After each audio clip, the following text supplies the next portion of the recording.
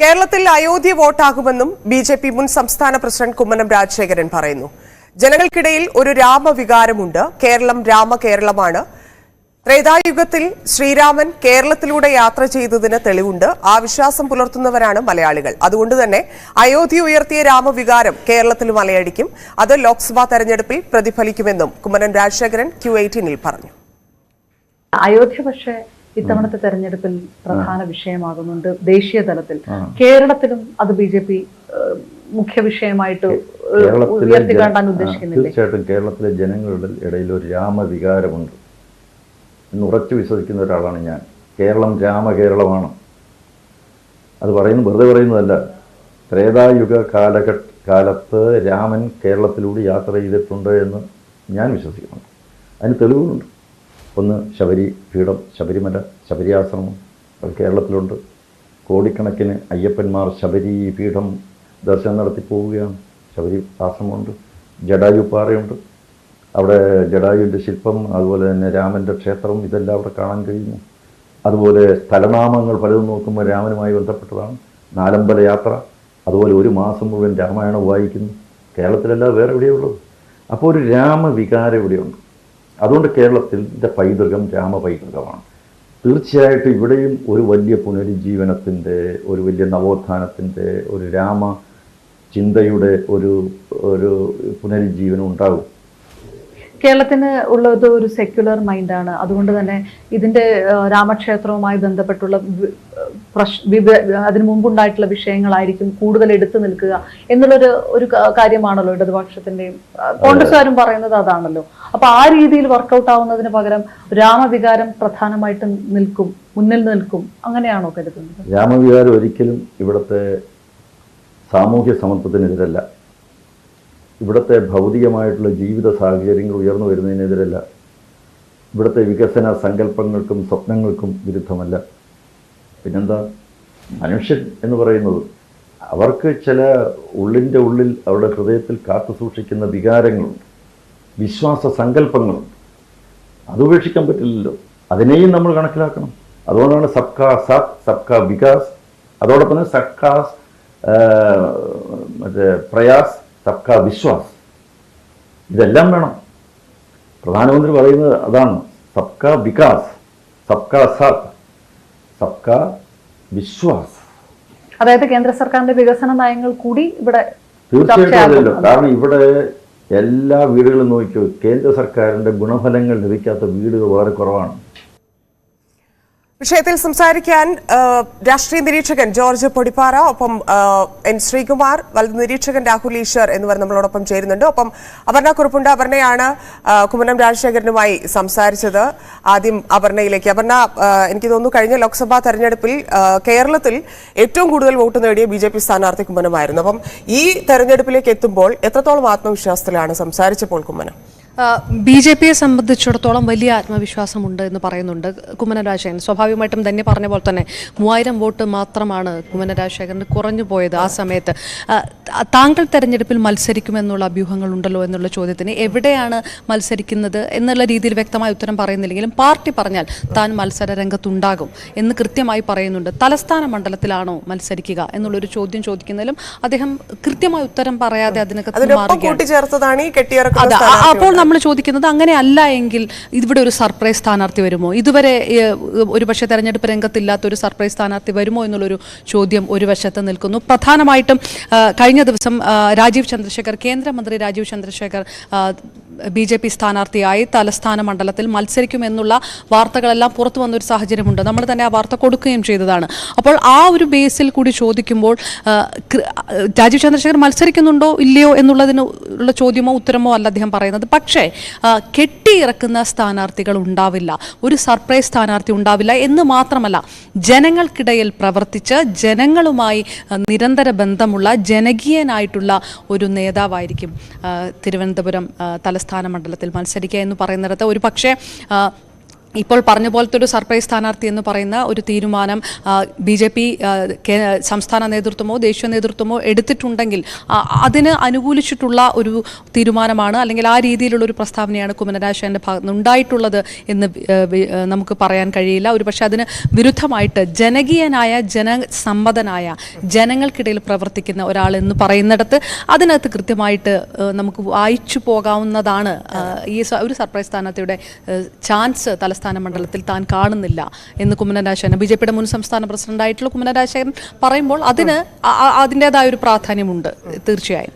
ഇപ്പം കേന്ദ്രം എടുത്തു നോക്കുകയാണെങ്കിൽ 370 സ്ഥാനാർത്ഥികൾ ഇല്ലെങ്കിൽ അതിൽ കൂടുതൽ എന്നുള്ളതാണ് ലക്ഷ്യം. അപ്പം കേരളത്തിന്റെ സംഭാവന ഉണ്ടാകണം, അത്രയും തന്നെ പ്രഷർ ഉണ്ടാവും. അപ്പം നമ്മൾ തലസ്ഥാനത്തേക്ക് വരുന്നതിന് മുമ്പ് കേരളത്തിൽ നിന്ന് എന്ത് സംഭാവന നൽകാൻ സാധിക്കും, ഇല്ലെങ്കിൽ ഇത്തവണയെങ്കിലും ഒരു സീറ്റ് നൽകാൻ സാധിക്കും എന്നുള്ളൊരു ആത്മവിശ്വാസം അദ്ദേഹത്തിന്റെ സംസാരത്തിൽ നമ്മൾ അങ്ങനെ തന്നെ എടുത്തു ചോദിച്ചു. ഇങ്ങനെ ഒരു സീറ്റ് കണക്കുണ്ടോ, ഈ രീതിയിൽ എത്ര സീറ്റാണ് സംഭാവന ചെയ്യാൻ കഴിയുന്നത് എന്ന് തന്നെ ചോദിക്കുമ്പോൾ അതിന് അദ്ദേഹം പറയുന്നത് ഇത്തവണ BJPക്ക് വലിയ പ്രതീക്ഷയുണ്ട് എന്നുള്ളതാണ്. അതിപ്പോൾ തൃശ്ശൂരാണെങ്കിലും തിരുവനന്തപുരമാണെങ്കിലും അപ്പോൾ അങ്ങനെയാണെങ്കിൽ പത്തനംതിട്ട, കൊല്ലം തുടങ്ങിയ എല്ലാം എടുത്തു പറയുന്നുണ്ട് കുമ്മനം രാജശേഖരൻ.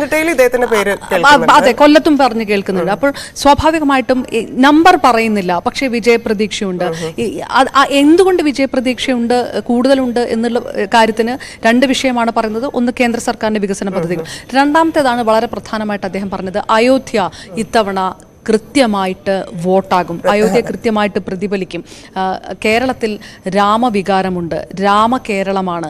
അതിന് ആനുപാതികമായിട്ട് വിശ്വാസ സമൂഹങ്ങൾക്കിടയിലുള്ള പല കാര്യങ്ങളും എടുത്തു പറഞ്ഞുകൊണ്ടുകൂടിയാണ് പറയുന്നത്. അതുകൊണ്ട് ഒരു പക്ഷേ BJPയുടെ മറ്റ് നേതാക്കളെ സംബന്ധിച്ചിടത്തോളം അയോധ്യ എത്രത്തോളം ദക്ഷിണേന്ത്യയിൽ പ്രതിഫലിക്കും, എത്രത്തോളം കേരളത്തിൽ പ്രതിഫലിക്കും എന്നുള്ളതിനെ സംബന്ധിച്ചുള്ള ചോദ്യങ്ങൾക്കൊക്കെ ഇത്രയ്ക്ക് ഉറപ്പിച്ച് മറ്റ് BJP നേതാക്കൾ ഒരുപക്ഷെ അഭിമുഖങ്ങൾ പറഞ്ഞിട്ടുണ്ടാവില്ല. അതിൽ നിന്ന് വ്യത്യസ്തമായിട്ട് കൃത്യമായിട്ട് അയോധ്യ വോട്ടാകും, അത് BJPക്ക് അനുകൂലമാകും എന്ന് ഉറപ്പിച്ച് പറയുക കൂടി കുമ്മനം രാജശേഖരൻ ചെയ്തിരിക്കുന്നത് തന്നെ വലിയ പ്രതീക്ഷ BJP ഇത്തവണ കാണുന്നു എന്നുള്ളതിന്റെ തെളിവ് കൂടിയാണ്. പ്രധാനപ്പെട്ട രണ്ട് മണ്ഡലങ്ങളാണല്ലോ ഇവർ ഫോക്കസ് ചെയ്യുന്നത്, തിരുവനന്തപുരം, തൃശ്ശൂർ എന്നുള്ളത്. അവിടുത്തെ ഇപ്പം നമുക്കറിയാം മറ്റ് നേതാക്കളെ, ഇപ്പം നമ്മൾ നേരത്തെ സംസാരിച്ചതുപോലെ മറ്റ് നേതാക്കളിൽ നിന്ന് കുമ്മനത്തിനെ വ്യത്യസ്തനാക്കുന്ന പല കാരണങ്ങളുമുണ്ട്. അദ്ദേഹത്തിന്റെ രാഷ്ട്രീയം, അദ്ദേഹത്തിന്റെ പാത, അദ്ദേഹം എങ്ങനെയാണ് ഡീൽ ചെയ്യുന്നത് ആൾക്കാരെ എന്നുള്ളത് ഉൾപ്പെടെയുള്ള കാര്യങ്ങളുണ്ട്. അതാണ് കഴിഞ്ഞ തെരഞ്ഞെടുപ്പിൽ പ്രതിഫലിച്ചത്. അപ്പം അങ്ങനെ നോക്കുമ്പോൾ രണ്ടും, ഇപ്പൊ കുമ്മനം തിരുവനന്തപുരത്ത് ഇറങ്ങുകയാണെങ്കിൽ സുരേഷ് ഗോപി തൃശ്ശൂരിലാണെങ്കിലും രണ്ടും ജനകീയമായിട്ടുള്ള, ഇല്ലെങ്കിൽ കുറച്ചുകൂടി ഈ പറഞ്ഞതുപോലെ ജനങ്ങളിലേക്ക് ഇറങ്ങിയിട്ടുള്ള രണ്ട് മനുഷ്യരെയാണ് ഇറക്കുന്നത്. അപ്പം അങ്ങനെ രണ്ട് സ്ഥാനാർത്ഥികൾ BJPക്ക് ഇവിടെ ഒരു അക്കൗണ്ട് തുറക്കാനുള്ള സാധ്യത ഉണ്ടാക്കുന്നുണ്ടോ? മറ്റൊന്ന്, കുമ്മനം ഇവിടെ ഇറങ്ങിയാൽ കൂടുതൽ പ്രഷറിലാവുന്നത് ആരായിരിക്കും?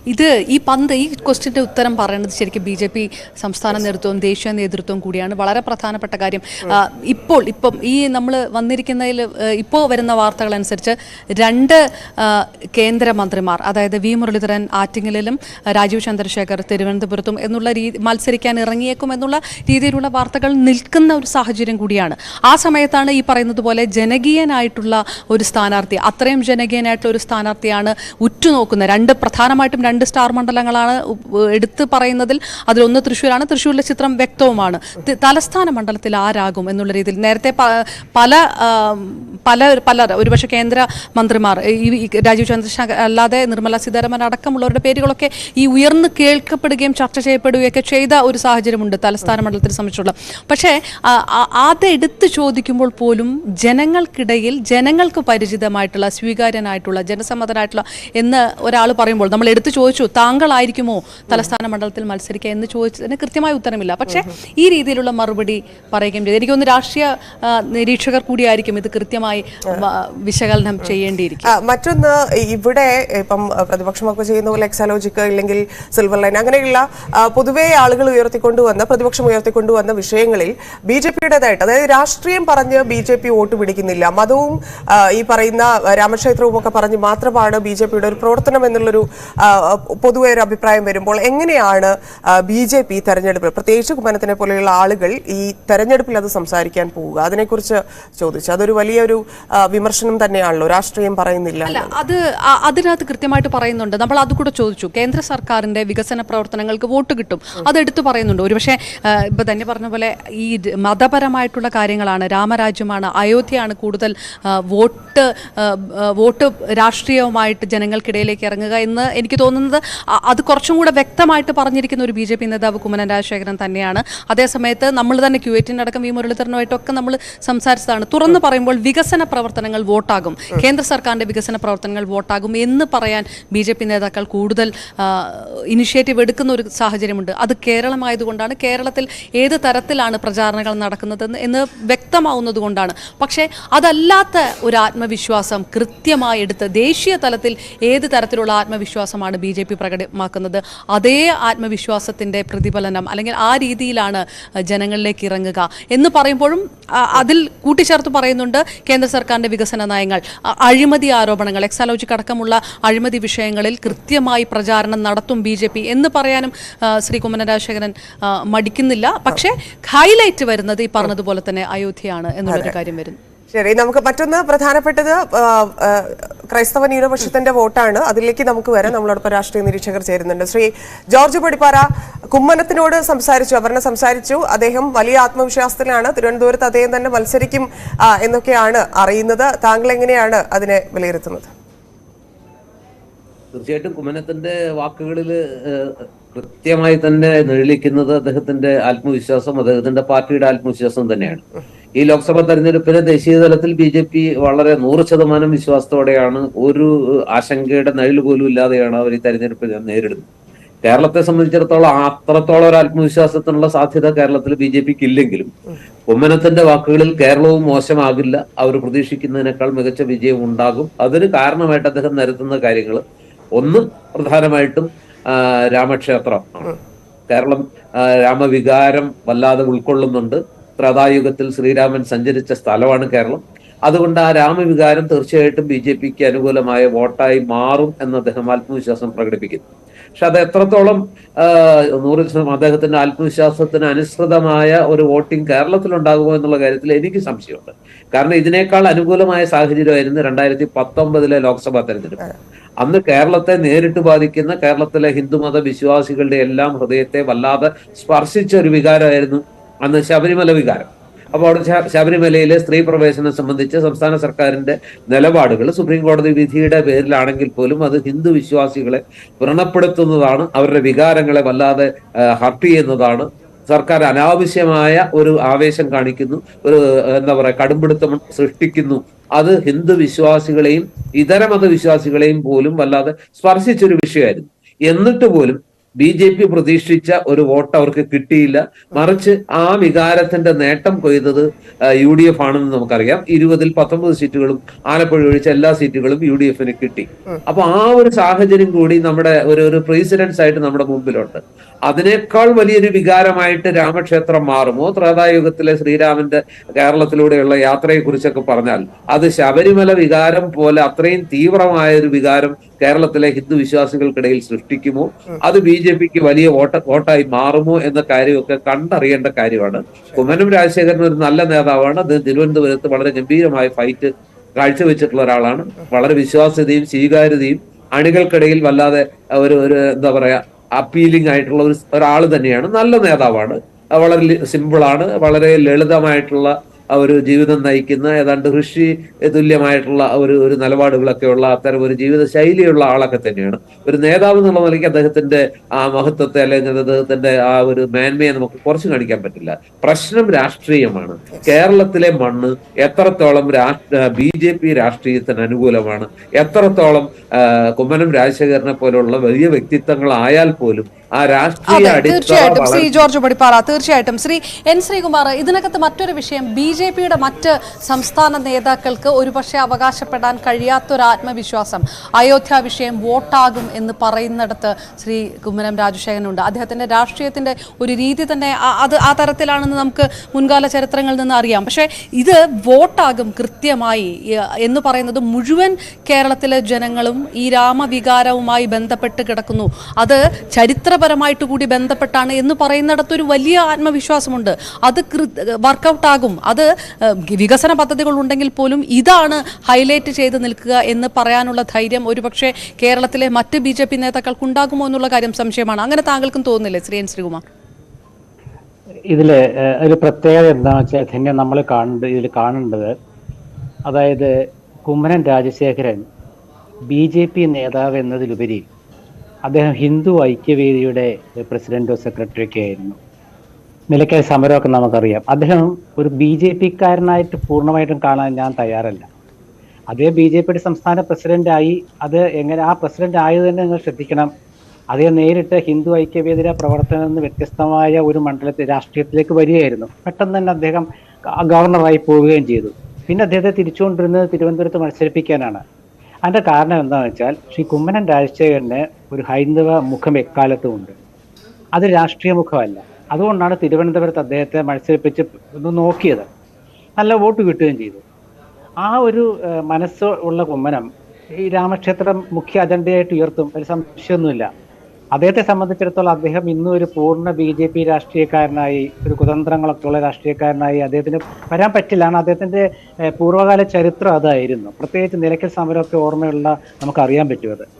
അപ്പം അങ്ങനെയുള്ളപ്പോൾ അദ്ദേഹത്തിന് പറയാവുന്നൊരു അജണ്ട രാമക്ഷേത്രമാണ്. അതിൽ ഞാനത് തള്ളിക്കളയുന്നില്ല. കാരണം ഈ രാമക്ഷേത്രം എന്നുള്ളൊരു വികാരം ഒരു വിഭാഗം ഹിന്ദുക്കൾക്കിടയിൽ ഇപ്പം ശക്തമാണ്.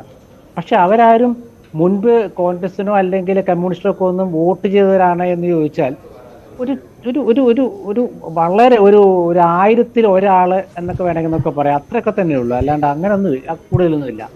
പക്ഷെ ഒരു വികാരം ഉണ്ടാക്കാൻ ഇവർക്ക് കഴിഞ്ഞിട്ടുണ്ട്. പ്രത്യേകിച്ച് അവിടെ നിന്നുള്ള ഈ നമ്മുടെ പ്രസാദമൊക്കെ വീടുകളിലൊക്കെ എത്തിച്ച് അങ്ങനെയുള്ള ചില ഒരു രാഷ്ട്രീയമായ നീക്കമൊക്കെ നടത്തിയവരൊക്കെ അതിലേക്ക് കൊണ്ടുവന്നിട്ടുണ്ട്. പക്ഷെ അപ്പോഴും നമ്മൾ ചിന്തിക്കേണ്ട കാര്യം, തൃശ്ശൂർ തൃപ്രയാർ ക്ഷേത്രത്തിൽ പ്രധാനമന്ത്രിയായ നരേന്ദ്രമോദി വന്നു. ഈ തൃപ്രയാർ ക്ഷേത്രം എത്രയോ വർഷമായിട്ട് തൃശ്ശൂരിലുള്ളതാണ്. എനിക്കൊന്ന് BJPയുടെ പ്രമുഖ നേതാക്കളൊന്നും തൃപ്രയാർ ക്ഷേത്രത്തിൽ അങ്ങനെ സന്ദർശനം നടത്തിയിട്ട് വലിയ ചരിത്രമൊന്നും സൃഷ്ടിച്ചായിട്ട് ഞാൻ ഓർക്കുന്നില്ല.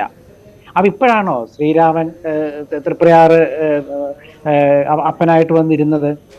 നോക്കൂ, തൃപ്രയാർ ഏകാദശി എന്നൊരു സംഭവമുണ്ട്. തൃപ്രയാർ ഏകാദശി തൃശ്ശൂർക്കാരാണ് അത് ആചരിക്കുന്നത്, അല്ലെങ്കിൽ തൃശ്ശൂർ ജില്ലയ്ക്ക് പുറത്തുള്ള തൃശ്ശൂർക്കാർ, അല്ലാണ്ട് വേറെ ഏതെങ്കിലും ജില്ലക്കാർ തൃപ്രയാർ ഏകാദശി അങ്ങനെ കൊണ്ടാടുന്നതായിട്ട് നമ്മൾ കണ്ടിട്ടുണ്ടോ? ഇല്ല. പക്ഷെ ഇപ്പൊ അതിനൊക്കെ ഒരു പുതുമ വന്നിരിക്കുന്നു. അതൊക്കെ വരട്ടെ, നല്ല കാര്യമാണ്. പക്ഷെ BJPക്ക് കേരളത്തില് അവർക്ക് സ്വാധീനം അല്ല, കേരളത്തിലെ ഈ ചരിത്രപരമായിട്ട് കൂടി ഇതിനകത്ത് ബന്ധമുണ്ട് എന്ന രീതിയിൽ അദ്ദേഹം എടുത്തെടുത്ത് പറയുന്നുണ്ട്. ഞാൻ അതിൻ്റെ ഒരു ലോജിക്കിലേക്ക് കടക്കുന്നില്ല. പക്ഷെ അത് വോട്ടാകുമെന്ന് പറയുന്നിടത്ത് ശബരിമല ഉയർത്തുന്നത് പോലെ അയോധ്യ ഉയരും ജനങ്ങൾക്കിടയിൽ എന്നുള്ള ഒരു ആത്മവിശ്വാസമുണ്ടല്ലോ. അത് ചോദ്യം ചെയ്യപ്പെടുമോ? അമ്പരവിഡ്ഢിത്തം. അതായത് 2014 ശേഷമാണോ ഈ ത്രേതായുഗത്തെ പറ്റിയും ശ്രീരാമനെ സീതയെ പറ്റിയും അതുപോലെ കേരളത്തിലുള്ള നമ്മുടെ ഇതിഹാസങ്ങളെ വോട്ടാക്കാനാണ് എന്ന് തിരിച്ചറിയാൻ പറ്റാത്ത മലയാളികളാണോ ഇവിടെ ഉള്ളതെന്നാണ്? അല്ല, എങ്ങനെ വോട്ടാവും? ഇതൊക്കെ എത്രയോ ഒരു കോൺഗ്രസ്സുകാരൻ ശരാശരി ഹിന്ദുവാണ്. അതുകൊണ്ടാണ് അയാൾ മതേതരത്വത്തെ എപ്പോഴും ഇഷ്ടപ്പെടുന്നത്. നേരെ മറിച്ച് BJPയിലുള്ള ഹിന്ദുക്കളെ എന്ന് പറയുന്നത് അവർ പൂർണ്ണമായും മതേതരവാദികളാണോ എന്ന് അവരോട് ചോദിക്കൂ നിങ്ങൾ. ഇവിടെ ശ്രീ കുമ്മനം രാജശേഖരൻ ക്രൈസ്തവ വിഭാഗത്തെക്കുറിച്ച് ആ ഇന്റർവ്യൂവിൽ അപർണയോട് പറഞ്ഞു. പക്ഷെ അത് ഒറ്റ ചോദ്യം തിരിച്ച് ക്രൈസ്തവർ ചോദിക്കുന്നുള്ളൂ, മണിപ്പൂർ എന്താണ് പ്രധാനമന്ത്രി പോകാത്തത്? താങ്കളിലേക്ക് വരാം ശ്രീകുമാർ. ശ്രീ രാഹുൽ ഈശ്വർ, ഇവിടെ ത്രേതായുഗത്തിൽ ശ്രീരാമൻ കേരളത്തിലൂടെ യാത്ര ചെയ്തതിന് തെളിവുണ്ട് എന്നാണ് കുമ്മനം പറയുന്നത്. അങ്ങനെ ഒരു തെളിവുള്ളത് കൊണ്ട് കേരളത്തിൽ ഒരു സീറ്റ് BJPക്ക് കിട്ടുമോ?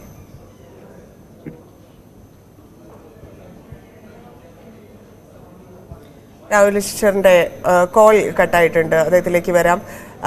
ശ്രീ ജോർജ് പടിപ്പാറ, ഇത്തരത്തിലുള്ള അവകാശങ്ങൾ ഇല്ലെങ്കിൽ ഇത്തരത്തിൽ തെളിവുണ്ട് ഇല്ലെങ്കിൽ ഒരു മതവുമായി ബന്ധപ്പെട്ട് മാത്രം വോട്ട് പിടിക്കാൻ ഇറങ്ങിയാൽ, നമ്മൾ നേരത്തെ പറഞ്ഞത് ഇവിടെ സർക്കാരുമായി ബന്ധപ്പെട്ടുള്ള പ്രശ്നങ്ങൾ, ഇടതുപക്ഷവും കോൺഗ്രസുമായി ബന്ധപ്പെട്ട് ഇവർ ആരോപിക്കുന്ന കാര്യങ്ങൾ, അതിലൊക്കെ സ്ട്രോങ് ആയി നിൽക്കാതെ ഇല്ലെങ്കിൽ കൃത്യമായ ഒരു രാഷ്ട്രീയം പറയാതെ ഇത്തരത്തിലുള്ള ഒരു വിഭാഗത്തിനെ മാത്രം കൂടുതൽ ഊർജ്ജസ്വലരാക്കുന്ന അല്ലെങ്കിൽ അവർക്ക് ഇഷ്ടമുള്ളതുപോലെയുള്ള കാര്യങ്ങൾ മാത്രം പറഞ്ഞ് വോട്ട് പിടിച്ച് ഇവിടെ ഒരു സീറ്റ് BJPക്ക് സാധ്യമാണോ? തന്നെ ഇവിടെ യഥാർത്ഥത്തിലുള്ള പ്രശ്നം എന്താണെന്ന് വെച്ചാൽ രാഷ്ട്രീയമായിട്ടല്ലാത്ത ഒരു വികാരം ഉയർത്തി, അല്ലെങ്കിൽ മതവികാരമോ ജാതി വികാരമോ ഒക്കെ വല്ലാതെ ഊതി വീർപ്പിച്ച് അതിന്റെ ബലത്തിൽ സീറ്റ് പിടിക്കാം എന്നുള്ള BJPയുടെ മോഹം കേരളം പോലുള്ള ഒരു സംസ്ഥാനത്ത്, ഒരുപക്ഷെ 70, 75, 80% ഒക്കെ ഹിന്ദുക്കളുള്ള മറ്റ് സംസ്ഥാനങ്ങളിൽ അത് വിജയിച്ചേക്കാം, വിജയിക്കുന്നുമുണ്ട്. പക്ഷെ കേരളം പോലുള്ള ഒരു സംസ്ഥാനത്ത് ഇവിടെ നമ്മൾ മനസ്സിലാക്കേണ്ട കാര്യം, ഹിന്ദു വോട്ടുകളിൽ വലിയൊരു വിഭാഗം ഇടതുപക്ഷ മനസ്സുമായി ഇടതുപക്ഷത്തിനോടൊപ്പം, പ്രത്യേകിച്ച് CPM-ഓടൊപ്പം പാറ പോലെ ഉറച്ചു നിൽക്കുന്ന ഒരു സംസ്ഥാനമാണ് കേരളം. അപ്പൊ അങ്ങനെയുള്ള ഒരു സംസ്ഥാനത്ത് ഹിന്ദു വോട്ടിന്റെ മുഖ്യ ഗുണഭോക്താക്കളായിട്ട് ഇടതുപക്ഷം നിൽക്കുമ്പോൾ ആ വോട്ടുകളെ അടർത്തി മാറ്റി അതൊരു ഒരു വലിയ പെർസെന്റേജ് ആക്കി, ഒരു ഡിസിസീവ് പെർസെന്റേജിലേക്ക് ഉയർത്താൻ BJPക്ക് കഴിയണമെങ്കിൽ ഈ രാമക്ഷേത്രം കൊണ്ട് സാധിക്കും. രണ്ട് കാര്യങ്ങൾ കുമ്മനം പറഞ്ഞതിനോട് എനിക്ക് യോജിപ്പുണ്ട്. ഒന്ന്, കേന്ദ്ര സർക്കാരിന്റെ വികസനം ഉയർത്തിപ്പിടിച്ച് ആ വികസന നേട്ടങ്ങൾ, അതായത് കർഷകർക്ക് കൊടുക്കുന്ന ആ ഒരു എന്താ പറയാ അത്തരം പദ്ധതികൾ, അതുപോലെ തന്നെ രാജ്യത്ത് തുടർച്ചയായിട്ട് 6%, ലോകരാജ്യങ്ങളെല്ലാം സാമ്പത്തിക മാന്ദ്യത്തിൽ അമരുമ്പോഴും 6%, 7% ഗ്രോത്ത് അല്ലെങ്കിൽ വളർച്ചാ നിരക്ക് നിലനിർത്തിക്കൊണ്ട്, ഒരു ചൊല്ല് തന്നെയുണ്ട്, സാമ്പത്തിക ശാസ്ത്രം പഠിച്ചവർക്കറിയാം, ഒരു 8-9% ഗ്രോത്ത് റേറ്റ് ഉണ്ടെങ്കിൽ അങ്ങനെ ആ ഗ്രോത്ത് റേറ്റ് ഉറപ്പുവരുത്തുന്ന ഒരു സർക്കാരിനെ വീഴ്ത്തുക എന്നുള്ളത് എളുപ്പമല്ല എന്ന് സാമ്പത്തിക ശാസ്ത്രജ്ഞന്മാർ പൊതുവിൽ പറയാറുണ്ട്. അതുകൊണ്ട് തന്നെ ഈ 7% ഗ്രോത്ത് റേറ്റ് ഉള്ള ഒരു രാജ്യമാണ് ഇപ്പൊ ഇന്ത്യ. ആ ഗ്രോത്ത് റേറ്റിന്റെ അവകാശവാദമായിട്ട് അത് വികസന നേട്ടമാണ്, ഞങ്ങളുടെ ഭരണ മികവാണ് എന്ന് BJP അവകാശപ്പെടുമ്പോൾ അത് അംഗീകരിക്കാൻ വലിയൊരു വിഭാഗം ഉണ്ടാവും. പക്ഷെ കേരളത്തിൽ അല്ലെങ്കിൽ അവർ ആ വികസന നേട്ടങ്ങൾക്ക് അപ്പുറത്ത് അവരിപ്പോ മുന്നോട്ട് വെക്കാൻ ശ്രമിക്കുന്ന രാമക്ഷേത്ര, അതൊരു പക്ഷെ ഉത്തരേന്ത്യയിൽ അത് ഏറ്റവും വലിയ ട്രംപ് കാർഡ് ആയേക്കാം. പക്ഷെ കേരളത്തിൽ എത്ര കണ്ടത് വിജയിക്കാനുള്ള സാധ്യത വളരെ കുറവാണ്. അതുകൊണ്ടാണ് ഞാൻ നേരത്തെ ശബരിമലയുടെ ഉദാഹരണം പറഞ്ഞത്. അന്ന് പോലും BJPക്ക് വലിയൊരു അട്ടിമറി സൃഷ്ടിക്കാൻ കഴിഞ്ഞില്ല, നേട്ടം കൊയ്തത് UDF ആണ്. അപ്പൊ ഇപ്പോഴും ഞാൻ പറയുന്നു, കുമ്മനം രാജശേഖരന്റെ ആത്മവിശ്വാസം നല്ലതാണ്. വിശ്വഹിന്ദു പരിഷത്തിന്റെ നേതാവായിരുന്നു നേരത്തെ ശ്രീകുമാർ കൃത്യമായി ചൂണ്ടിക്കാണിച്ചതുപോലെ. അദ്ദേഹത്തിന്റെ ആ ഒരു മുഖം തന്നെ ഒരു ഹൈന്ദവ മുഖമാണ്, ഒരു ഹൈന്ദവ സംഘടനാ നേതാവിന്റെ മുഖമാണ്, ഒരു രാഷ്ട്രീയക്കാരന്റെ മുഖത്തേക്കാണ്. അപ്പൊ സ്വാഭാവികമായിട്ട് അദ്ദേഹത്തിന്റെ മനസ്സിൽ ഏറ്റവും പ്രധാനമായിട്ട് വരുന്നത് രാമനാകാം, രാമക്ഷേത്രമാകാം, ത്രേതായുഗാകാം. പക്ഷെ അത് ഇവിടെ കേരളത്തിൽ അത് മതിയോ എന്നുള്ളതാണ്. ഞാൻ താങ്കളിലേക്ക് വരാം. ശ്രീ രാഹുൽ ഈശ്വർ, നേരത്തെ താങ്കളോട് ചോദിച്ചത് ത്രേതായുഗത്തിൽ ശ്രീരാമൻ കേരളത്തിലൂടെ യാത്ര ചെയ്തതിന് തെളിവുണ്ട് എന്നാണ് കുമ്മനം രാജശേഖരൻ പറയുന്നത്. അത്തരത്തിലുള്ള തെളിവുകൾ മതിയോ കേരളത്തിൽ നിന്ന് BJPക്ക് ഒരു സീറ്റ് കിട്ടാൻ? ശ്രീരാമൻ BJPയുമായിട്ടോ കോൺഗ്രസുമായിട്ടോ അല്ലെങ്കിൽ കമ്മ്യൂണിസ്റ്റ് പാർട്ടിയായിട്ടോ ബന്ധപ്പെട്ട് കിടക്കുന്ന ഒരു കാര്യമല്ല. ശ്രീരാമൻ ഇന്ത്യയുടെ സാംസ്കാരിക ധാരകളിൽ ഒന്നാണ്. അതുകൊണ്ടാണ് കോൺസ്റ്റിറ്റ്യൂഷന്റെ ഫണ്ടമെന്റൽ റൈറ്റ്സ് പേജിൽ പോലും ശ്രീരാമനും സീതയും ലക്ഷ്മണനും ഒക്കെ ഉണ്ടാകുന്നത്.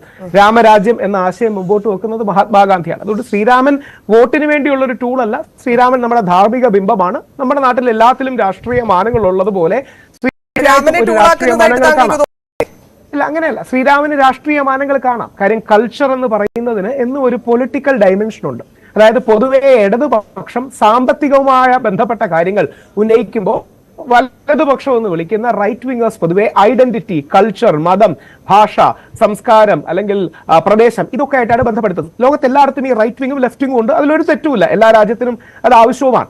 ശ്രീ കുമ്മനം രാജശേഖരൻ യഥാർത്ഥത്തിൽ കാവി ഉടുക്കാത്ത ഒരു സന്യാസിയാണ്. അദ്ദേഹത്തെ വ്യക്തിപരമായ പരിചയമുള്ളവർക്കെല്ലാം അറിയാം. അദ്ദേഹം യഥാർത്ഥത്തിൽ സന്യാസിയായ അല്ലെങ്കിൽ ജീവിതത്തിൽ അത്ര നിസ്വാർത്ഥമായി പ്രവർത്തിക്കുന്ന ഒരു വ്യക്തിയാണ്.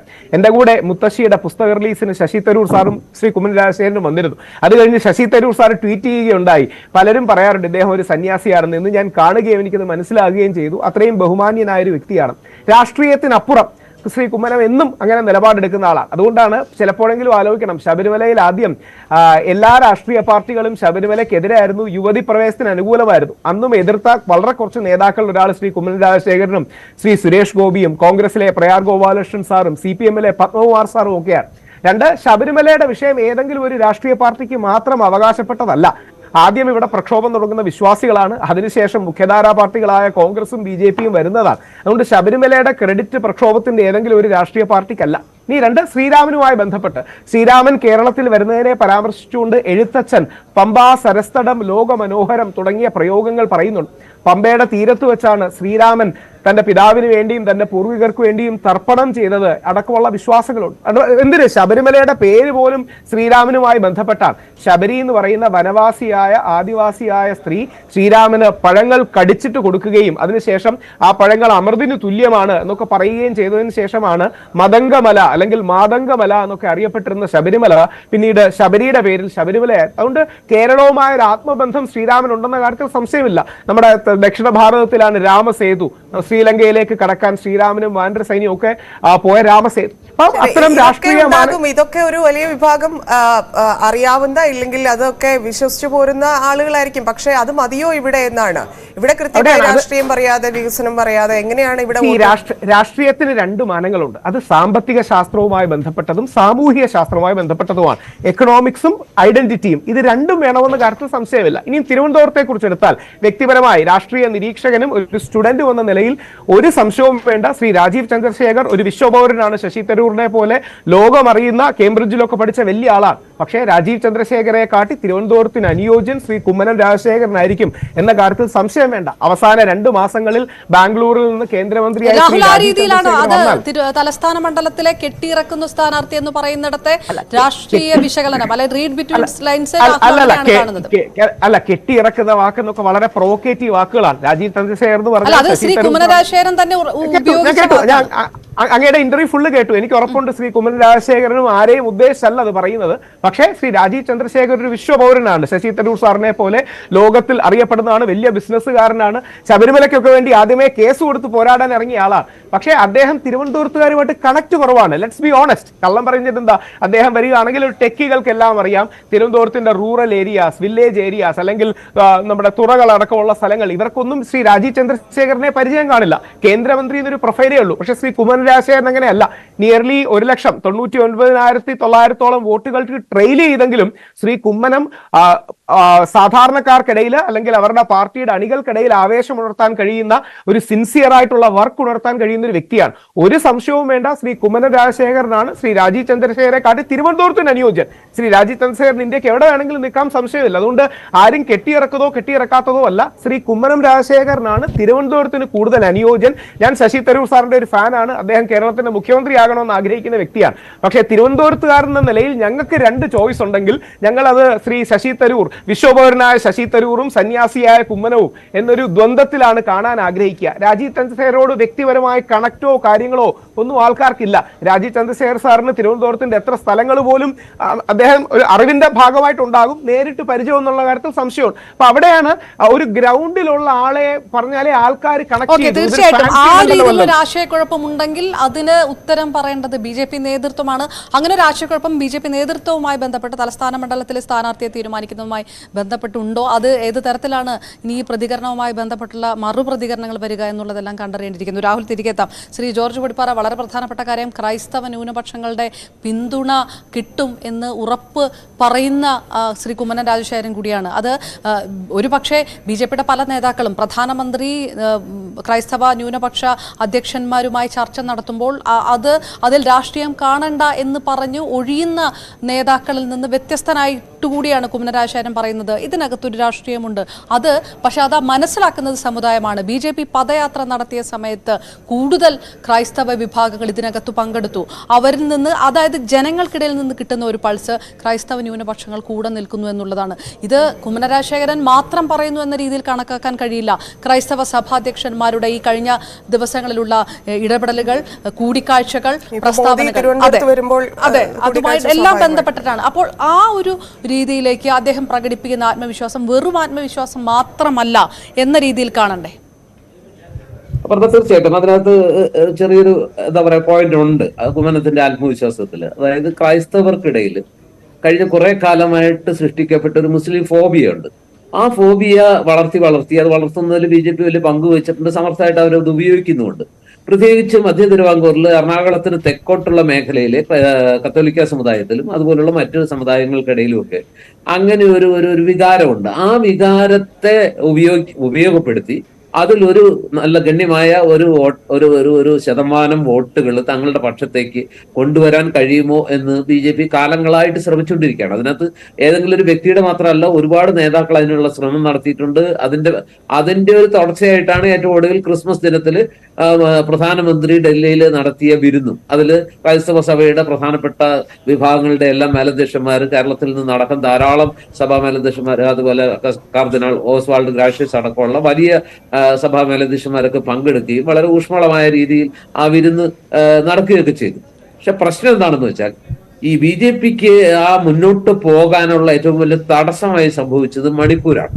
മണിപ്പൂരിൽ അതൊരു എന്താ പറയുക, വംശീയ കലാപം മാത്രമാണ്. രണ്ട് ഗോത്രങ്ങൾക്കിടയിലെ സ്പർദ്ധ അല്ലെങ്കിൽ കാലാകാലങ്ങളായിട്ട് പുകഞ്ഞുകൊണ്ടിരുന്ന പക, ആ കുടിപ്പക വലിയ പോരാട്ടമായി, വലിയ സംഘടനയായിട്ട് മാറിയതാണ്. അത് നേരിയൊരു യാഥാർത്ഥ്യം, അതിലൊരു പരിധിവരെ സത്യമുണ്ട്. രണ്ട് വംശീയ അല്ലെങ്കിൽ ഗോത്രങ്ങൾ തമ്മിലുള്ള കുടിപ്പക തന്നെയാണ് ആത്യന്തികമായിട്ട് അതിന്റെ കാരണം. പക്ഷെ അവിടെ ഒരു മറുവശമുള്ള എന്താന്ന് വെച്ചാൽ, ആ കുടിപ്പകയിൽ അവിടെ തകർക്കപ്പെട്ട ദേവാലയങ്ങളേറെയും ക്രൈസ്തവ ദേവാലയങ്ങളായിരുന്നു. മറ്റു മതവിഭാഗങ്ങളുടെ ആരാധനാലയങ്ങളൊന്നും അവിടെ കാര്യമായി തകർക്കപ്പെട്ടതായിട്ട് കേട്ടില്ല. പക്ഷെ തകർന്നതെല്ലാം ക്രിസ്തീയ ദേവാലയങ്ങളായിരുന്നു. സ്ഥാപനങ്ങളുടെ നേരെ ആക്രമണം നടന്നതെല്ലാം ക്രൈസ്തവ സ്ഥാപനങ്ങൾക്ക് നേരെയായിരുന്നു.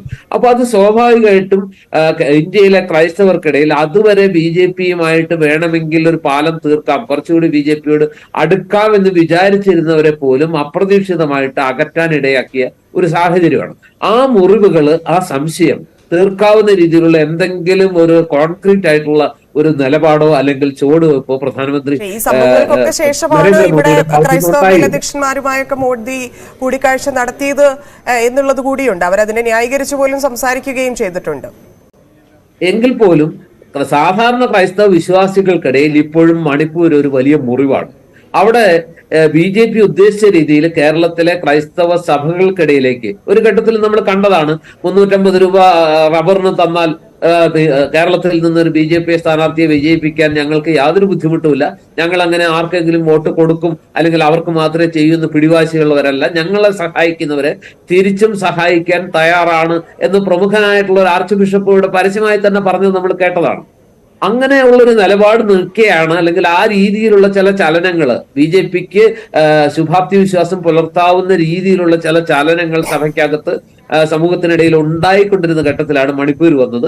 അപ്പൊ ഒരടി മുന്നോട്ട് വെച്ചത് 2 അടി പിന്നോട്ട് പോയ ഒരവസ്ഥയാണ് ഉണ്ടായത്. മാത്രമല്ല, ഇപ്പൊ ഏറ്റവും ഒടുവിൽ ചില മേലധ്യക്ഷന്മാർ ഇങ്ങനെയൊക്കെ പറയുന്നെങ്കിലും ഏറ്റവും ഒടുവിൽ കേരളത്തിലെ ഏറ്റവും കൂടുതൽ BJP പ്രതീക്ഷ വയ്ക്കുന്ന തൃശ്ശൂർ നിയോജകമണ്ഡലത്തില് സാക്ഷാൽ സുരേഷ് ഗോപി മത്സരിക്കുന്ന, വിജയ സാധ്യതയുണ്ടെന്നവർ ഏറ്റവും കൂടുതൽ വിശ്വസിക്കുന്ന തൃശ്ശൂർ മണ്ഡലത്തിൽ തൃശ്ശൂരിന്റെ ആർച്ച് ബിഷപ്പ് മാർ താഴത്ത് അടുത്ത ദിവസം വലിയ ഒരു യോഗം വിളിച്ചു കൂട്ടുകയാണ്. സഭയിലെ എല്ലാ ഇടവകളിലും ഉള്ള പ്രതിനിധികൾ, അതുപോലെ തന്നെ പ്രധാനപ്പെട്ട വ്യക്തികൾ, സഭയ്ക്കകത്തുണ്ടായിട്ടുള്ള ഒരു ആശയക്കുഴപ്പം, ഒരാശങ്ക, അതിൽ എന്ത് നിലപാടുമായിട്ട് മുന്നോട്ട് പോകണം, എന്തായിരിക്കണം സഭയുടെ കാഴ്ചപ്പാടും, വരാനിരിക്കുന്ന തെരഞ്ഞെടുപ്പിലടക്കം സഭ എടുക്കേണ്ട നിലപാടും എന്ന രീതിയിൽ ആ വിഷയം ഗൗരവമായി ചർച്ച ചെയ്യാൻ സഭയുടെ ഏറ്റവും താഴെത്തട്ട് ഗ്രാസ് റൂട്ട് ലെവലിൽ നിന്ന് അടക്കമുള്ള പ്രതിനിധികളെ ഉൾക്കൊള്ളിച്ചുകൊണ്ടുള്ള ഒരു വലിയ യോഗം വിളിക്കുകയാണ്. അപ്പൊ സ്വാഭാവികമായിട്ടും അതിലൊക്കെ പ്രധാന ചർച്ചാ വിഷയമാകുന്നത് തൃശ്ശൂരിലെ സ്ഥാനാർത്ഥിത്വവും BJPയുടെ ചില അവകാശം. അതിലൊരു ചെറിയൊരു സംശയം കൂടി ഞാൻ ശ്രീ N. ശ്രീകുമാറിനോട് ചോദിക്കുന്നത്, കേരളത്തിലെ വിഷയമാണ് കേരളത്തിൽ ചർച്ചയാകുക,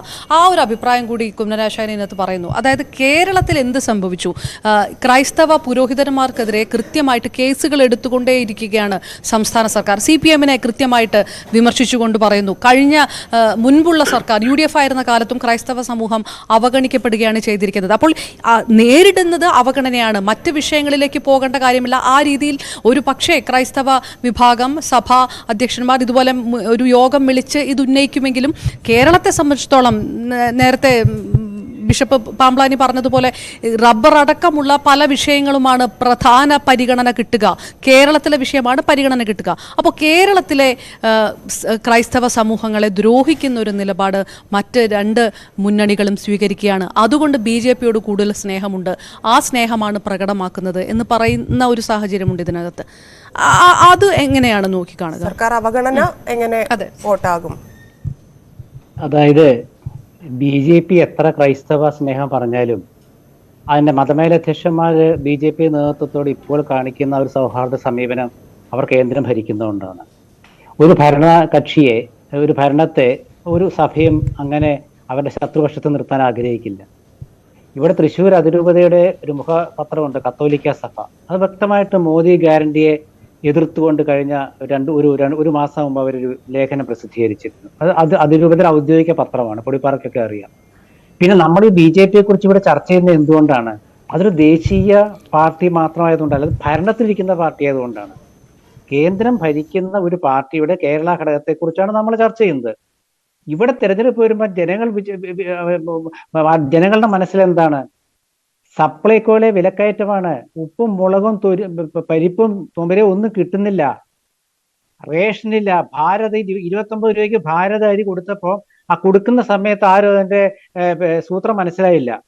പക്ഷെ 10 രൂപ 90 പൈസയ്ക്ക് റേഷൻ കട വഴി കൊടുത്തിരുന്ന അരിയാണ് അവരിൽ നിന്നും ഏറ്റെടുത്ത് 29 രൂപയ്ക്ക് കൊടുക്കുന്നത് എന്നൊരു പ്രചരണം വന്നപ്പോൾ ആ ഭാരത് അരിയുടെ പ്രശ്നം അവിടെ തീർന്നു. അപ്പൊ BJP വിചാരിക്കുന്നത് കേരളത്തിലെ രാഷ്ട്രീയ സാക്ഷരത അതവർ ചോദ്യം ചെയ്യുകയോ അല്ലെങ്കിൽ അവർക്ക് അതിനെക്കുറിച്ച് അറിയില്ല എന്നെനിക്ക് തോന്നുന്നത്.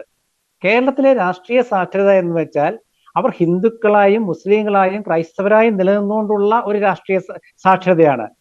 ഇപ്പൊ ഹിന്ദു സമുദായത്തെ കൂടുതൽ ഉൾക്കൊള്ളുന്നു എന്ന് സ്വയം അവകാശപ്പെടുന്ന BJP ക്രൈസ്തവ സഭയോട് അടുത്താൽ അവർക്ക് കാര്യം മനസ്സിലാകും. അവരാ സഭ അതൊക്കെ ആ രീതിയിൽ അവരുടെ ആ ഒരു തന്ത്രവും അതുപോലെ പ്രീണനവും ഒക്കെ ആയിട്ട് ഇങ്ങനെ നടക്കുന്നുണ്ടെങ്കിലും അവരുടെ നേതൃത്വങ്ങൾ പല ഘട്ടങ്ങളിൽ പറഞ്ഞാൽ നമ്മൾ ആലോചിച്ചാൽ മതി. ഓർത്തഡോക്സ് സഭ കേരള ഭരണത്തെക്കുറിച്ചും കേന്ദ്ര ഭരണത്തെക്കുറിച്ചും പറഞ്ഞത് എന്താണ്? കത്തോലിക്ക സഭ പറയുന്നത് എന്താണ്? ലത്തീൻ കത്തോലിക്ക സഭ പറയുന്നത് എന്താണ്? ഇതൊക്കെ പല ഘട്ടങ്ങളിലായിട്ട് പല രീതിയിൽ വന്നിട്ടുണ്ട്. പക്ഷെ ചില സന്ദർഭങ്ങളിൽ ചില കാര്യങ്ങൾ വരുമ്പോൾ വിഷയാധിഷ്ഠിത നിലപാടുകൾ സഭ എടുക്കാറുണ്ട്. ആ വിഷയാധിഷ്ഠിത നിലപാടുകൾ ഒരു തെരഞ്ഞെടുപ്പ് വരുമ്പോൾ വോട്ടാകില്ല. ഇപ്പൊ ഹിന്ദുക്കളുടെ കാര്യത്തിൽ തന്നെ ഒരു വിഷയാധിഷ്ഠിത നിലപാടാണ് രാമക്ഷേത്രം. ഞാൻ നേരത്തെ പറഞ്ഞത് അല്ല, രാമക്ഷേത്രം ക്രൈസ്തവരോട് പറഞ്ഞാൽ അത് വോട്ടാവില്ല. ഇവിടെ ഇപ്പോൾ സർക്കാരിന് ഇപ്പൊ സമുദായം നേരിടുന്ന അവഗണന എന്നുള്ള കാര്യത്തിൽ മാത്രമേ അവർക്ക് അവിടെ സംസാരിക്കാൻ സാധിക്കുകയുള്ളൂ. അത് പക്ഷെ പറയണമെങ്കിൽ കൃത്യമായിട്ട് എന്തൊക്കെയാണ് എന്നതിനെ കുറിച്ച് വലിയ രീതിയിൽ അവർക്ക് കൃത്യമായിട്ട് മനസ്സിലാകുന്നത് പോലെ എത്തിക്കുകയും വേണം. അതിനുള്ളിൽ നിന്നുകൊണ്ട് ഇപ്പം സർക്കാരിന് എതിരെ പറയുന്ന ക്രൈസ്തവ മേലധ്യക്ഷന്മാർ ഇല്ലെങ്കിൽ ഈ അവഗണനയെ കുറിച്ച് പ്രതികരിച്ചിട്ടുള്ള ആളുകൾ പോലും വോട്ട് ചെയ്യാൻ എത്തുമ്പോൾ BJP പറയുന്ന കാരണങ്ങൾ കൊണ്ട് വോട്ട് ചെയ്യുന്നു എന്നതിലേക്ക് എത്തുമോ എന്നൊക്കെയുള്ള ഒരു ആശങ്ക ഉണ്ടാവില്ലേ സ്വാഭാവികമായി? അതായത് അങ്ങനെയല്ല. സംഭവം എന്താണെന്ന് വെച്ചാല് കേരളത്തിൽ ഞാൻ നിങ്ങൾ രാമക്ഷേത്രം എന്ന് പറയാൻ കാരണം രാമക്ഷേത്രം എന്ന് പറയുന്നത് BJPയുടെ ഒരു അജണ്ടയാണ്. അവര് കഴിഞ്ഞ കുറെ കാലമായിട്ട് പറഞ്ഞു വന്നിരുന്ന അജണ്ട G20 നടത്തിയതും അതുപോലുള്ള വിദേശ ദേശീയ കാര്യങ്ങളൊക്കെയാണ്. പക്ഷെ കഴിഞ്ഞ 3-4 മാസമായിട്ട് അവരുടെ മുഖ്യ അജണ്ട രാമക്ഷേത്രമാണ്. അത് കേരളത്തിലെ ഒരു അജണ്ടയാക്കി കൊണ്ടുവരാൻ പറ്റുമോ എന്നാണ് അവരുടെ നോട്ടം. അവിടെയാണ് ഞാൻ പറഞ്ഞത് രാമക്ഷേത്രത്തെ ഉൾക്കൊള്ളുന്ന മറ്റേ വോട്ടർമാര് BJP അനുകൂലിക്കണമെന്നില്ലാന്ന്. കാരണം BJPയുടെ ആ ഒരു രാഷ്ട്രീയമൊക്കെ നന്നായിട്ട് അറിയാം.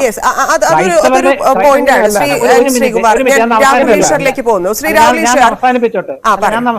അതായത് ഞാൻ പറയുന്നത് എന്താണെന്ന് വെച്ചാൽ ഹിന്ദുക്കള് രാമക്ഷേത്രത്തിൽ മുൻനിർത്തി വോട്ട് ചെയ്യുന്നുള്ള ഒരു BJP ധാരണയുണ്ട്. അവർക്ക് പോലും ധാരണ ഉണ്ടാവില്ല, അത് പുറമേക്ക് പറയുന്നതേ ഉള്ളൂ. കേരളത്തിലെ മുഖ്യ പ്രശ്നം എന്താണ്? ഒന്ന് LDF ഗവൺമെന്റ് വിരുദ്ധ വികാരം, 2 സാധനങ്ങളുടെ വിലക്കയറ്റം, 3 നിങ്ങൾ പറയുന്ന ന്യൂനപക്ഷ വിഭാഗങ്ങൾക്ക് BJPയോടുള്ള താല്പര്യക്കുറവ്. ഇത് BJP ഞങ്ങൾക്ക് താല്പര്യം അവരോടുണ്ടെന്ന് പറഞ്ഞിട്ട് കാര്യമില്ല, അവർക്ക് തിരിച്ചുണ്ടാവണ്ടേ. അതിനൊറ്റ ചോദ്യം അവരുടെ മുമ്പിലുള്ളൂ, മണിപ്പൂരിൽ എന്തുകൊണ്ട് പ്രധാനമന്ത്രി പോയില്ല എന്നുള്ളതിന് ഉത്തരം കൊടുക്കാൻ അവർ പറ്റുന്നില്ല. അതുപോലെ വിലക്കയറ്റം എന്തുകൊണ്ട് പിടിച്ചു നിർത്താൻ പറ്റുന്നില്ലെന്ന് കേരള ഗവൺമെന്റിന് പറ്റുന്നില്ല. ഇതാണ് ലോക്സഭാ തെരഞ്ഞെടുപ്പ് ചർച്ചയാവുക. ഇതാണ് ലോക്സഭാ തെരഞ്ഞെടുപ്പിലെ വോട്ടിന്റെ മാനദണ്ഡം, അല്ലാണ്ട് ക്ഷേത്രവും പള്ളിയും വികാരവും ഒന്നും അല്ല. അങ്ങനെയല്ല. പറഞ്ഞോളൂ. അല്ല, എന്റെ പ്രശ്നമേ അങ്ങനെയല്ല. നമുക്കൊരു രാഷ്ട്രീയ സത്യസന്ധത വേണം. രാഷ്ട്രീയത്തിൽ ഒരുപാട് ഫാക്ടേഴ്സ് ഉണ്ട്. അവിടെയാണ് പറയുന്നത് തീർച്ചയായിട്ടും ഉള്ളിയുടെ വില കൊണ്ട് ഡൽഹി ഗവൺമെന്റ് വീണ സന്ദർഭങ്ങളുണ്ട്, ഇല്ലെന്ന് ആരും പറയുന്നില്ല. പെട്രോളിന്റെ വില പ്രധാനമാണ്. ഇതേപോലെ തന്നെ ഹഗിയ സോഫിയെ കുറിച്ച് സർവാദരണീയനായ പാണക്കാട് സാദിഖ് അലി ശിഹാബ് തങ്ങൾ എഴുതിയത് ക്രിസ്തീയ മനസ്സുകളിൽ ഒരു മുറിവ് സൃഷ്ടിച്ചു. അപ്പൊ ഈ അമ്പലവും പള്ളിയും ഒന്നും ഇമ്പോർട്ടന്റ് അല്ല എന്ന് പറയുന്നത് നമ്മളോട് കള്ളത്തരം പറയുകയാണ്. അതായത് 2 സീറ്റ് മാത്രമുള്ള BJP ഇന്ന് 300 സീറ്റിലേക്ക് വളർന്നതിന്റെ ഏറ്റവും വലിയ അടിസ്ഥാനങ്ങളൊന്നും രാമക്ഷേത്രമാണ്. അപ്പൊ അത് ശരിയോ തെറ്റോ ആണെന്നല്ല, വേൾഡിൽ എല്ലായിടത്തും അല്ല, അത് താങ്കൾ നേരത്തെ പറഞ്ഞതിൽ നിന്ന് വ്യത്യസ്തമാണത്. താങ്കൾ നേരത്തെ പറഞ്ഞത് അത് വിശ്വാസികളുടേതാണ്, അല്ലാതെ ഈ സീറ്റ് അല്ലല്ല, ഈ വിശ്വാസികൾക്ക് വോട്ടില്ലേ? ഇതിന്റെ പ്രശ്നം എന്താ? അതായത് നമ്മൾ പലപ്പോഴും ഈ ലെഫ്റ്റ് വിങ്ങിൽ വോട്ട് തന്നെയാണ് ലക്ഷ്യം. താങ്കൾ നേരത്തെ പറഞ്ഞ വിശ്വാസമല്ല ലക്ഷ്യം. ഞാൻ കൃത്യമായി പറയാം. അതായത് ലെഫ്റ്റ് വിങ്ങിൽ നിൽക്കുന്നവർക്ക് റൈറ്റ് വിങ്ങിന്റെ ഐഡന്റിറ്റി പ്രശ്നങ്ങളൊന്നും ശരിയല്ലെന്ന് പറയും. റൈറ്റ് വിങ്ങിൽ നിൽക്കുന്നവർക്ക് ഉള്ളിവിലയോ അല്ലെങ്കിൽ സപ്ലൈകോയുടെ വിലയോ ശരിയല്ലെന്ന് പറയും. അങ്ങനെയല്ല. ലോകത്ത് ഇന്ത്യയിൽ മാത്രമല്ല എല്ലാ രാജ്യങ്ങളിലും ഐഡന്റിറ്റി പൊളിറ്റിക്സ് ഒരു വശത്തും ഈ എക്കണോമിക് പൊളിറ്റിക്സ് വേറൊരു വശത്തുമാണ്. ഇപ്പൊ ഡൊണാൾഡ് ട്രംപ് ലോകത്തിലെ ഏറ്റവും കള്ളം പറയുന്ന മനുഷ്യനാണ് ഡൊണാൾഡ് ട്രംപ്. പക്ഷെ അമേരിക്കയിൽ ഇപ്പോഴും പുള്ളി മുന്നിട്ട് നിൽക്കുന്നത് അവിടുത്തെ ക്രിസ്ത്യൻ, പ്രൊട്ടസ്റ്റന്റ്, വൈറ്റ് വോട്ടുകളെ കൺസോൾഡേറ്റ് ചെയ്യാൻ കഴിയുന്നതുകൊണ്ടാണ്. അത് ശരിയോ തെറ്റോ രണ്ടാമത്തെ കാര്യം. അപ്പൊ ഒരുപാട് ഫാക്ടേഴ്സ് ഒരു ഇലക്ഷനിൽ വരും. അത് ഐഡന്റിറ്റി ഒരു പ്രധാന കാര്യമാണ്. ശശി തരൂർ വിശ്വപൗരനാണ്. പക്ഷെ ശശി തരൂരിനെ മലപ്പുറത്തു നിന്നോ എറണാകുളത്തു നിന്നോ മത്സരിപ്പിക്കാത്ത എന്താണ്? ശശി തരൂർ ഒരു വിശ്വപൗരനായ നായരാണ്. അപ്പോ തിരുവനന്തപുരത്ത് നായർ നാടാർ വോട്ടുകൾ കൂടുതലുണ്ട്. അപ്പൊ ആ വോട്ടുകളും കൂടി കൺസോൾഡേറ്റ് ചെയ്യാൻ വേണ്ടിയിട്ടാണ്. ശശി തരൂർ എവിടെ നിന്നാലും ജയിക്കുമായിരിക്കും. ആന്റണി സാറൊക്കെ നമ്മുടെ മലപ്പുറത്തിനൊക്കെ നിന്ന് ജയിച്ചിട്ടുണ്ട്, ഇല്ലെന്നല്ല. പക്ഷേ ഈ ഒരുപാട് ഫാക്ടേഴ്സിന്റെ ഒരു റെയിൻബോ കോalition ആണ് എല്ലാ ഇലക്ഷനും, ഒരെലക്ഷൻ അല്ല എല്ലാ ഇലക്ഷനും തീരുമാനിക്കുന്നത്. അപ്പൊ തിരുവനന്തപുരം മണ്ഡലം എടുത്താൽ അതിൽ ഏറ്റവും പ്രോമിനന്റ് ആയത് നായർ പ്ലസ് നാടാർ വോട്ടുകളാണ്. നമ്മുടെ ചാൾസ് സാർ ആയിരുന്നു ഒരുപാട് കാലം തിരുവനന്തപുരത്തെ റെപ്രസെന്റ് ചെയ്തത്. അന്ന് നായരും കമ്മ്യൂണിസ്റ്റുകാരനുമായ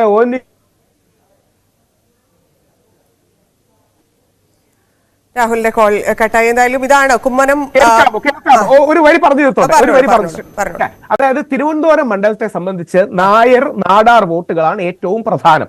അതോടൊപ്പം തന്നെ ക്രിസ്ത്യൻ വോട്ടുകളും ഉണ്ട്. മധ്യ തിരുവിതാംകൂർ ഭാഗത്തെ ക്രിസ്ത്യൻ വോട്ടുകളുണ്ട്. ഇപ്പൊ തൃശ്ശൂരിൽ ശ്രീ സുരേഷ് ഗോപി കോൺസെൻട്രേറ്റ് ചെയ്യാനുള്ള പ്രധാന കാരണങ്ങൾ, അദ്ദേഹത്തിന് തൃശ്ശൂർ ഇഷ്ടമായിരിക്കും. അതോടൊപ്പം പ്രധാന കാരണങ്ങളിലൊന്ന് സ്ട്രോങ് ആയ ഒരു നായർ ഹിന്ദു പോപ്പുലേഷനും അതോടൊപ്പം ഒരു ക്രിസ്ത്യൻ പോപ്പുലേഷനും അവിടെ സ്ട്രോങ് ആയിട്ടുണ്ട്. ഇങ്ങനത്തെ പല കാര്യങ്ങളും. ഇപ്പൊ തിരുവനന്തപുരം മണ്ഡലം എടുത്താൽ രാജഗോപാൽ സാറാണ് ശശി തരൂരിനെ കാട്ടി നഗരമണ്ഡലങ്ങളിൽ അർബൻ ആൻഡ് അപ്പർ ക്ലാസ് അല്ലെങ്കിൽ മിഡിൽ ക്ലാസ് മണ്ഡലങ്ങളിൽ മുന്നിട്ട് നിന്നത്. പക്ഷെ യഥാർത്ഥത്തിൽ ശശി തരൂരിനെ ജയിപ്പിച്ചത് കുറെ കൂടെ വില്ലേജും റൂറൽ ബാക്ക്ഗ്രൗണ്ടും ഉള്ളതാണ്. അപ്പൊ എന്താന്ന് പറഞ്ഞാൽ ഒരുപാട് ഫാക്ടേഴ്സ് ഉണ്ട്. അപ്പൊ രാമക്ഷേത്രം ഒരു ഫാക്ടറാണ്, അല്ലെന്ന് പറഞ്ഞിട്ട് കാര്യമില്ല. ആ രാമക്ഷേത്രത്തെ ഇഷ്ടപ്പെടുന്ന വിശ്വാസികളായ രാമക്ഷേത്രത്തെ ആരിപ്പോ ശബരിമലയെ ആരുപയോഗിച്ചു ആർക്ക് നേട്ടമായി എന്നതുപോലെ രാമക്ഷേത്രത്തെ അല്ല, അവിടെയാണ് ഒരു വരി മാത്രം. ശബരിമല ആരും ഉപയോഗിച്ചതല്ല, ശബരിമല വിശ്വാസികളുടെ ഒരു വികാരമാണ്. എല്ലാ രാഷ്ട്രീയ പാർട്ടികളും ആദ്യം എതിരായിരുന്നു. ഒരു രാഷ്ട്രീയ പാർട്ടി ശബരിമലയെ സപ്പോർട്ട് ചെയ്യില്ല. ഓർക്കണം. ഒരു സെക്കൻഡ്. വേറെ ആരെ കാട്ടി എനിക്കറിയാലോ. അതിനുവേണ്ടി ഏറ്റവും കൂടുതൽ ജയിലിൽ കിടന്നതും എന്റെ വീട്ടുകാരാണ്. ബിജെപിക്ക് വേണ്ടിയല്ലോ താങ്കൾ, ഒരു രാഷ്ട്രീയ പാർട്ടി വേണ്ടിയല്ലേ സംസാരിച്ചുകൊണ്ടിരുന്നത്? ഒരു രാഷ്ട്രീയ പാർട്ടി ആദ്യം സപ്പോർട്ട് ചെയ്തില്ല. അപ്പൊ രണ്ട്, അന്ന് NSSന്റെ ഒരു തീരുമാനം ഉണ്ടായിരുന്നു, കോൺഗ്രസുകാർക്ക് സ്ട്രോങ് ആയി സപ്പോർട്ട് ചെയ്യണം, കാര്യം LDFനെ ഒരു പാഠം പഠിപ്പിക്കണം. NSS തിരുവനന്തപുരം അടക്കമുള്ള മണ്ഡലങ്ങളിൽ വളരെ സ്ട്രോങ് ആയ ഒരു നിലപാടെടുത്തു. നമ്മൾ കോൺഗ്രസിന് സപ്പോർട്ട് ചെയ്യും, ശബരിമല വികാരം തീർച്ചയായിട്ടും വേണം. പ്ലസ് രാഹുൽ ഗാന്ധി വയനാട് മത്സരിച്ചപ്പോൾ അതുണ്ടാക്കുന്ന ഒരു കൺസോൾട്ടേഷൻ.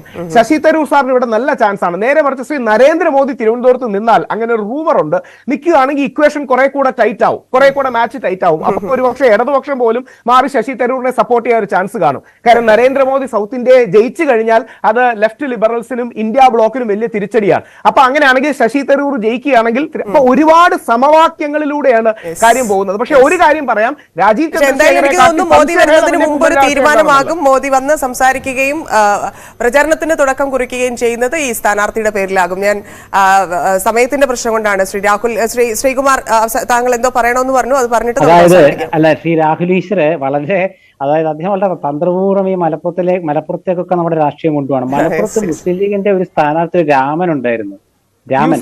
യു സി രാമൻ എത്രയോ വർഷങ്ങളുടെ MLA ആയിരുന്നു.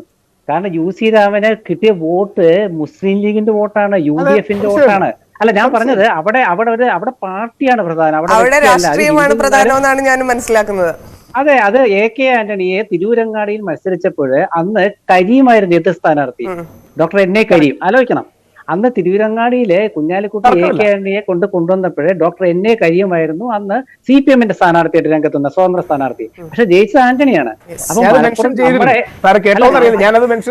കേട്ടു ഞാൻ ആ സ്ഥാനാർത്ഥി മലപ്പുറവും തിരുവനന്തപുരവും തമ്മിലുള്ള ദൂരത്തിന്റെ അത്രയും വ്യത്യാസം. ഒറ്റ മിനിറ്റ് ഞാൻ പറഞ്ഞുതരാം. ഇവരിപ്പോ പറയുന്നതാണ്, നരേന്ദ്രമോദിയെ കന്യാകുമാരി മത്സരിപ്പിക്കാൻ ശ്രമിക്കുന്നുണ്ട്, കന്യാകുമാരി ആണെങ്കിൽ ദക്ഷിണേന്ത്യ മുഴുവൻ അങ്ങനെ ആകും. ഇതൊക്കെ ആയിക്കോട്ടെ, ഒരു രാഷ്ട്രീയ പാർട്ടി എന്ന നിലയ്ക്ക് കുഴപ്പമില്ല. ശബരിമല വിഷയം സുവർണാവസരം എന്ന് പറഞ്ഞത് നമ്മുടെ ഇപ്പോഴത്തെ ഗോവ ഗവർണർ PS ശ്രീധരൻപിള്ളയുടെ പേരിലാണ്. അപ്പൊ സുവർണാവസരം എന്ന് അദ്ദേഹം പറഞ്ഞെന്തുകൊണ്ടാണ്? രാഷ്ട്രീയ കക്ഷികൾ അങ്ങനെയാണ് ഉള്ളതിൽ ഏറ്റവും അയോധ്യ അല്ല, ഞാൻ പറഞ്ഞത് കേരളത്തിൽ വോട്ടാകുമോ എന്നുള്ളത് സ്വാഭാവികമായിട്ടും രാഷ്ട്രീയ നിരീക്ഷകരായ താങ്കൾ ഉൾപ്പെടെയുള്ളവർ നിരീക്ഷിക്കുന്ന കാര്യമായിരിക്കും. നമുക്കത് കണ്ടറിയാം. കേരളമാണ്, എന്ത് സംഭവിക്കും എന്നുള്ളതിനെ കുറിച്ച് നമുക്ക് ഒന്നും പറയാൻ സാധിക്കില്ല. ഏതായിരിക്കും എന്തായിരിക്കും വോട്ടാവുക എന്നുള്ളത്. എന്തായാലും ഇനിയുള്ള തെരഞ്ഞെടുപ്പ് ഒരുക്കങ്ങളുമായി ബന്ധപ്പെട്ടുള്ള ദിവസങ്ങളാണ്, സ്ഥാനാർത്ഥി പ്രഖ്യാപനങ്ങളാണ്. വരും ദിവസങ്ങളിൽ കാണാം. നന്ദി 3 അതിഥികൾക്കും. ഇടവേളയ്ക്ക് ശേഷം മറ്റു വാർത്തകൾ.